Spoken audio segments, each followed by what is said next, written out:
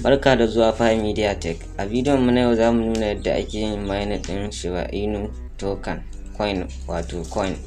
Kowa ya san Shiba Inu coin ne wanda yanzu yake da ƙarfi sosai kuma ana sa ran yana da future sosai. Wato in aka ce future wato goben shi ana tunanin zai yi tsada sosai, duk da yake cewa a yanzu ma ya yi kuɗi bisa ga yadda yake a da can shekarun baya. To zamu nuna wani application da ake mining din shi.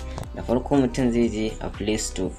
Idan ka je a Play Store na wayanka sai ka shiga inda aka rubuta search, kamar yadda kuke gani nan mun yi search, amma bari mu sake search. In ka shiga search sai ka rubuta mine Shiba.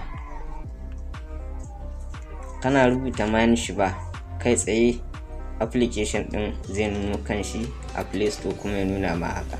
Kamar yadda kuke gani mun riga mun yi downloading din shi kuma mun bude shi. Kawai zamu shiga ne nuna gashi nan kamar yadda nuna open, zamu taba open sai ya bude. To kamar yadda kuke gani gashi nan ya nuna open, gashi nan zai bude kamar haka.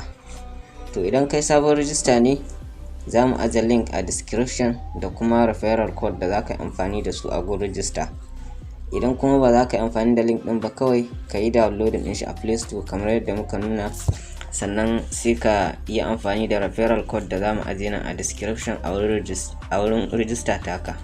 Bayan ka register da email ɗinka, ka tabbata kana da email da number waya. Idan ka register da su za ya buɗe, zai nuna ma kamar haka, sai ka taɓa mine. Kana taɓa mine zai fara mining kamar yadda kuke gani. Duk bayan awa 12 ne yake mining. Bayan awa 12 sai ka ƙara taɓawa. Sannan kuma suna ba da Shiba ƙwara 2 ne a duk awa ɗaya. Sannan kuma duk mutum ɗaya da ka gayyata inda yana mining za su ƙara ma Shiba guda. Wato idan ka gayyaci mutum ɗaya zai zama Shiba 3 a duk awa ɗaya. Bari mu gani kamar yadda kuke gani nan inda aka rubuta team ɗin nan, bari mu taɓa shi. Za su nuna mu tsarin yadda yake. Wato refer and earn. Gashi nan za ka yi sharing wannan code naka. Idan ka buɗe naka yana da irin wannan code ɗin, bayan ka register ka yi amfani da wannan code ɗin tamu. To naka kai ma in ka shiga zai nuna ma code kamar haka, sai ka sharing code ɗin tare da link ɗin. Duk wanda ya register za a ringa baka Shiba Inu kamar yadda ake bayarwa a nan wurin haka. Sannan kuma yadda tsarin yake shine duk mutum ɗaya da ka gayyata za su ƙara ma Shiba guda ɗaya a duk awa ɗaya. Sannan kuma idan za ka yi withdraw, wato idan za ka fidda, sai ka shiga withdraw kamar yadda kuke gani nan ƙasa mun taɓa wallet a nan wurin. Sannan sai ka taɓa withdraw a nan. Idan ka taɓa withdraw sai ka shigo nan, sai ka shiga gashi nan sun rubuta withdrawal process can take up to 24 hours in credit. Wato zai iya ɗaukan awa 24 kwana guda kafin ya isa a exchange da ka yi withdrawal nashi, amma kuma suna da minimum withdraw. Da farko za ka fara selecting network in ka tashi withdrawal nashi. Kun gan shi nan yawanci abinda suka nuna nan Binance suka fi amfani da shi wurin withdrawal. Idan ka yi copying address ne kai tsaye sun nuna ma gashi nan Binance Smart Chain BIP20 minimum withdraw nashi gashi nan sun nuna ma sai ka tara guda 18,000. Sannan kuma fee wato charging da za su cire ma shine za su cire ma Shiba 8,880 a matsayin charges. Sannan zai dau 5 minutes wato minti 5 zuwa 24 hours zuwa awa 24. Kamar yadda kuke gani nan kuma daga ƙasa sun nuna send via registered email on Binance. Wato idan kana da Binance exchanger ka riga ka buɗe ta a wayarka, to za ka iya amfani ta email ɗin. Kawai za su yi amfani da email ɗin su tura ma. Shi kuma minimum withdraw nashi 10,000.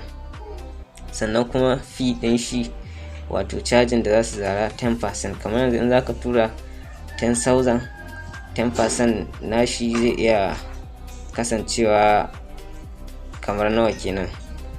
To sai dai yadda ya kasance an lissafa. To 10% da shi ne fee na shi kuma nan wurin. To wannan shi ne bayan ka yi selecting network a gun withdrawal sai ka sa amount a nan. kamar yadda kuka gani a can baya sun nuna minimum withdraw, dole sai aka zaka yi withdraw. To wannan shine yadda ake withdraw nashi. Sannan kuma kamar yadda kuka sani Shiba Inu a halin yanzu price ɗin shi a market wato a kasuwa yana 0.00002 dollar. To a nan gaba ba a san yadda zai kasance ba, kuma zai iya ƙara kuɗi. Sannan kuma wani abu da ya kamata ku lura da shi a nan shine akwai wani wuri da ake ce ma spin of chance, wato duk bayan minti 90 zaka iya zuwa ka taɓa wannan spin ɗin. Nan ma suna ba mutum Shiba Inu a wurin.